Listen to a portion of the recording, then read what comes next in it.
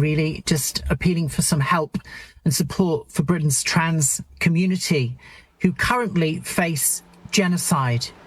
And I use that word very consciously and deliberately. The point of everything the province is doing is to destroy trans people as a meaningful population. And what is that?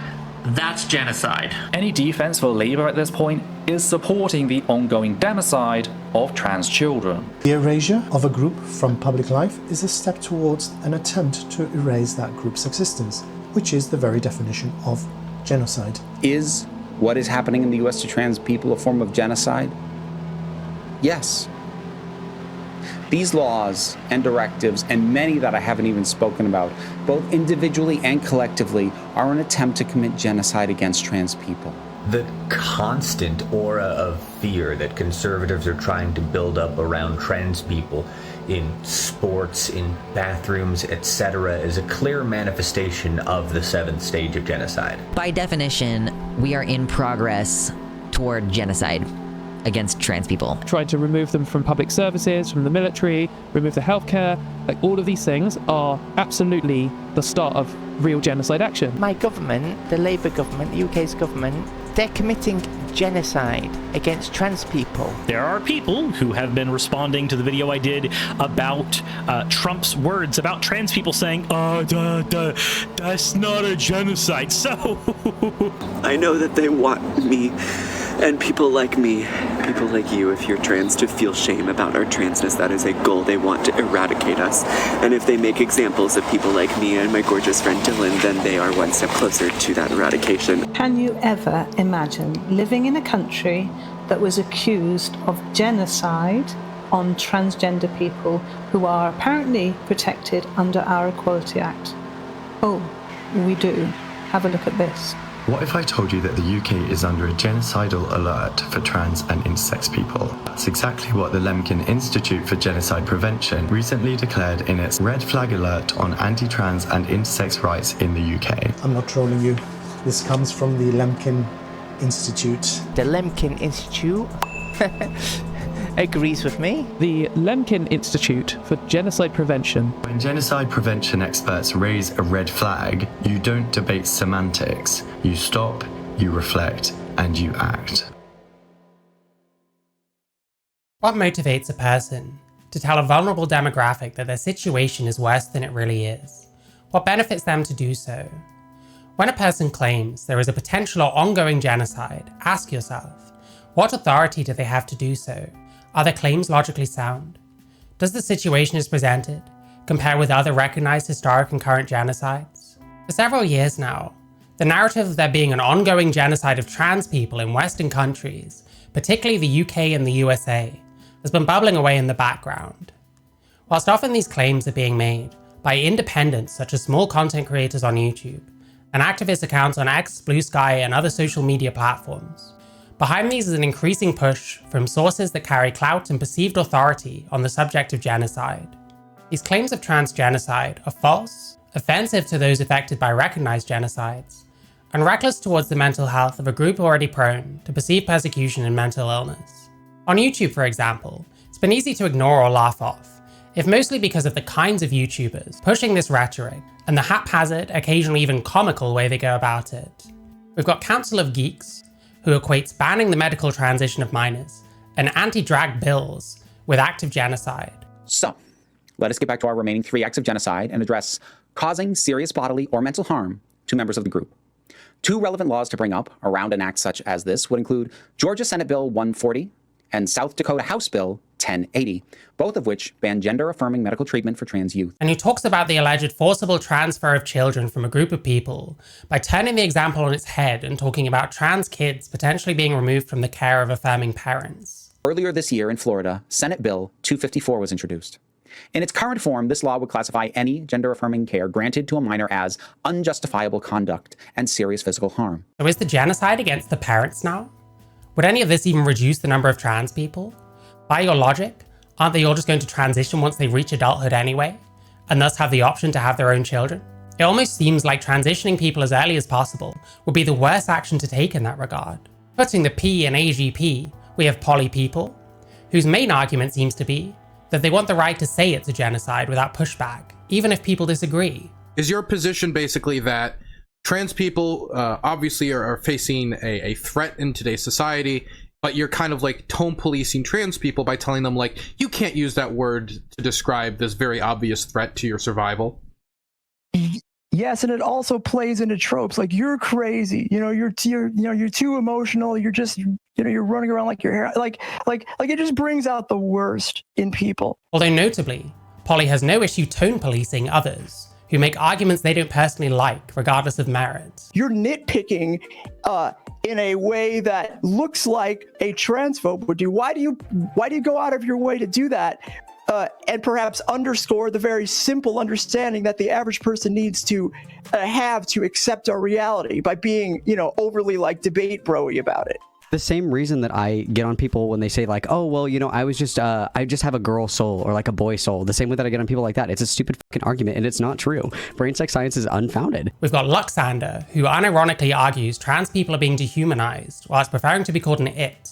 Frequently appears on The Line, which is a call-in show where queers and atheists berate people for not agreeing with them. Liking girly things makes you a girl. That's not how that works. That's sexist. Wow. Fuck up, Jib. Oh my god. The point. Muting Jib because Jib doesn't know how to have a conversation. And he recently rinsed their impressionable audience of cash in order to flee a red state. And Surus, a grown man who represents himself using this. Surus likes to threaten violence towards women who might object to his male partner using the women's bathroom. If I go to the gym and somebody tries to order that she goes into the men's restroom, I will cave in the person's goddamn skull. This is his knockout argument for how trans people are being killed off in the USA as we speak, by the way. Very simply put, you let the victims eliminate themselves. It's a beautiful solution, is it not? You didn't do it. They did it. So surely all trans people have to do to halt the genocide in its tracks is to not kill themselves? Could any other group of genocided people have done the same? If not, is one of these groups not like the others? Anyway, these people's methods have typically been to take a framework of how a genocide might occur, often this graphic produced by the Holocaust Memorial Day Trust, based on Gregory Stanton's 10 stages of genocide, and find tenuous examples that fit each stage as if it's a thought experiment. I'm able to demonstrate all of the 10 stages of genocide, but with the symbolism thing, like if you prevent people from being able to do puberty blockers, you're making it so that they can't pass. You're making it so that they're marked as trans permanently forever, like with tens of thousands of dollars to repair the damage, and some of that's not even fixable. To the point where they can claim that trans people in the USA are in the final stages of genocide, whilst fervently avoiding any meaningful comparison to various actual genocides that have occurred in history, due to the fact that doing so would completely undermine their claims. The 10 stages model probably does accurately describe plenty of genocides, but it lacks prediction power, as it's only clear what you're looking at might be a genocide by the time you've reached stage 9. Just coming up with an example that matches each stage in some way doesn't literally mean you're at stage 8, and that you're just weeks away from being put in a camp, because why would any of these things be happening for any other reason? It's important to point out that the Holocaust Memorial Day Trust itself does not recognize any ongoing genocide of trans people. Meanwhile, Gregory Stanton's organization, Genocide Watch, only suggests the UK is showing signs of the early stages of genocide, with no information provided to expand on this, other than that trans people are at stage 6 polarization. For comparison, their case for the UK showing signs of the early stages of genocide of refugees, detailed on the same page, is based on an outdated government plan to send asylum seekers to Rwanda, and whose full report leads to a 404 page. So I'm not sure they seem particularly serious about this. What it would suggest to these YouTubers is that if even your own source doesn't appear to agree with you, or doesn't take its own claim seriously enough to provide any actual evidence, perhaps you need to rethink this. Maybe rather than raising awareness of an imminent or ongoing genocide, all you're really doing is crying wolf. Another organisation that does agree with them is Gender GP, whose founder, disgraced former UK doctor Helen Weberly, uses a concentration camp as a background to compare sex testing in women's sports to ethnic cleansing. Ethnic cleansing, that's what this is. Just like wartime, where you had to queue up and prove that you were pure enough to be able to live. And now we have to queue up and have a test to see whether we're female enough to take part in female sports.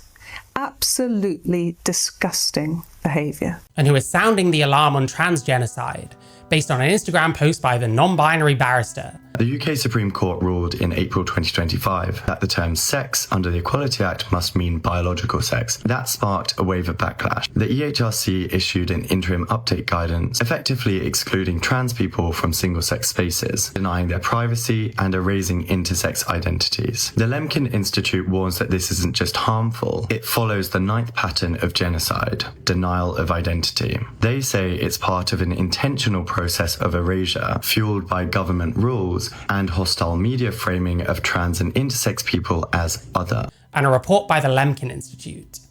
The Lemkin Institute aims to help prevent genocides around the world. This organisation was founded in 2021 and named after Raphael Lemkin, a Polish Jewish lawyer who coined the term genocide for the Holocaust, but is not otherwise affiliated with him. In fact, at least one of his relatives is opposed to them using the name. I actually hate to think what Raphael Lemkin himself, who fled his home country in 1939 to evade almost certain death at the hands of the Nazis, would think of his name being used to grant authority to the claim that trans people are being genocided in some of the most tolerant parts of the world that currently exist. They're also a member of the Global Action Against Mass Atrocity Crimes, which certainly suggests that at least some in the field of analysing genocide afford them a degree of legitimacy. The Lemkin Institute has raised a red flag for potential trans genocide in the UK. This alert has been signal boosted by countless trans activists with large platforms, none of whom seem interested in scrutinising the Lemkin Institute's claims, or reassuring their followers that things are going to be okay. For comparison, other red flag alerts they've issued include the 2025 massacres of Syrian Alawites, in which over 1,000 people died. This is who we're equating largely white Western trans people with. Further massacres of the Druze people in Syria, in which hundreds of deaths were estimated, including people being shot in their hospital beds, were apparently not worth issuing a similar alert for. I almost want to ask if they honestly think reaffirming in law that women are female is more indicative of genocide than literal mass murders.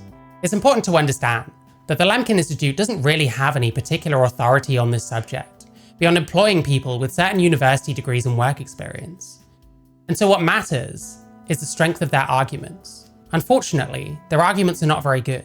For example, analysts immediately warned that the UK Supreme Court decision that woman means female could be used to render single-sex spaces off-limits for trans people, including hospital wards, sports, and domestic violence shelters.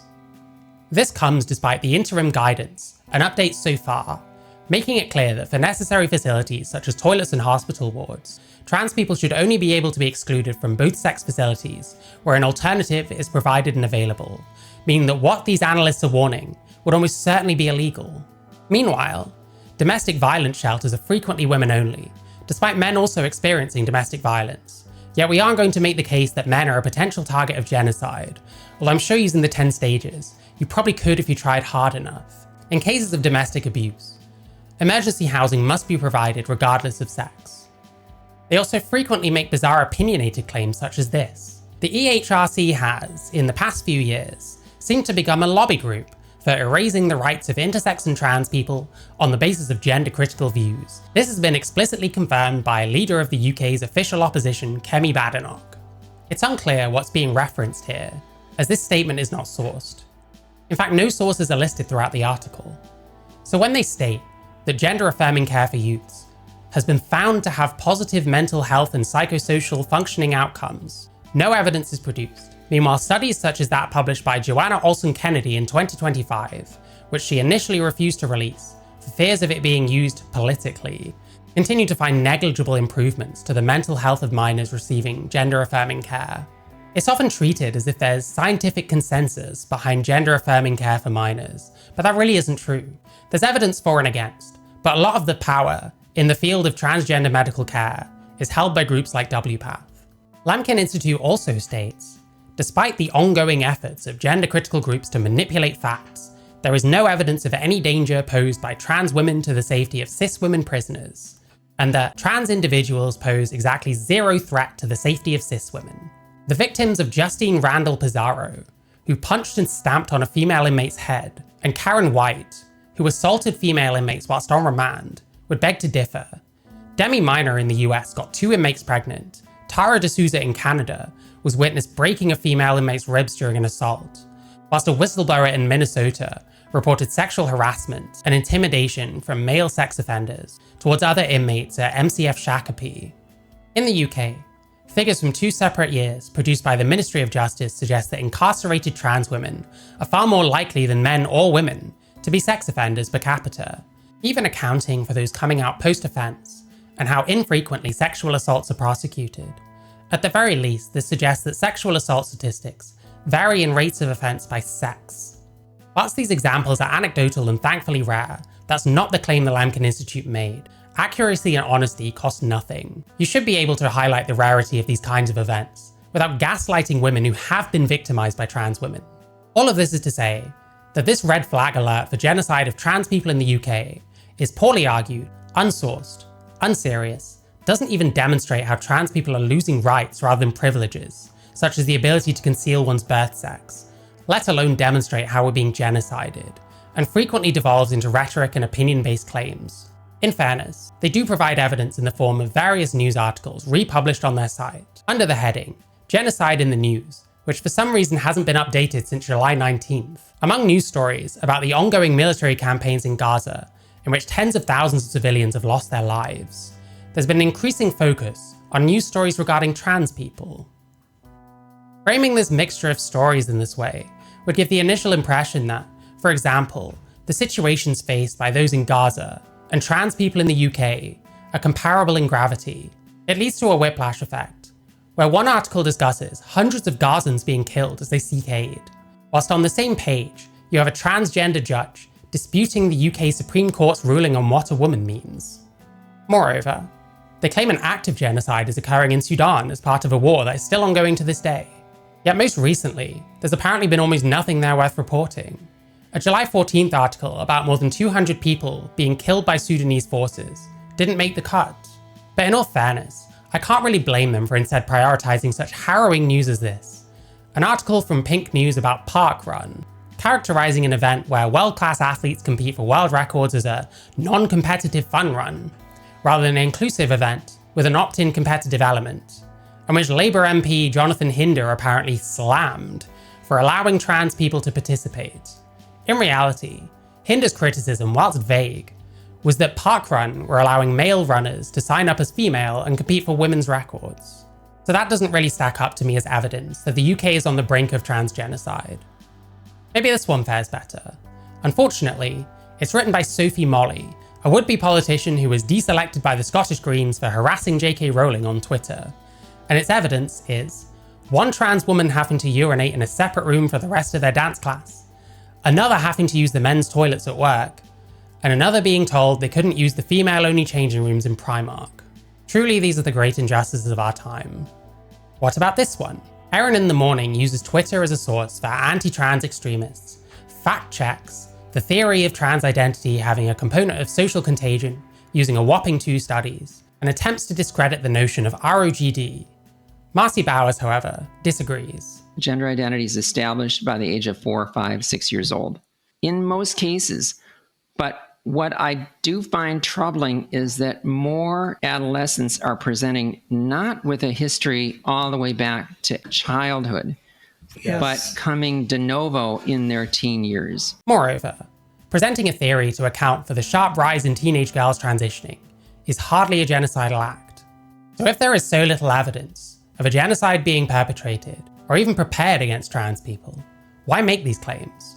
Well, as someone on the outside, it's hard to say for sure.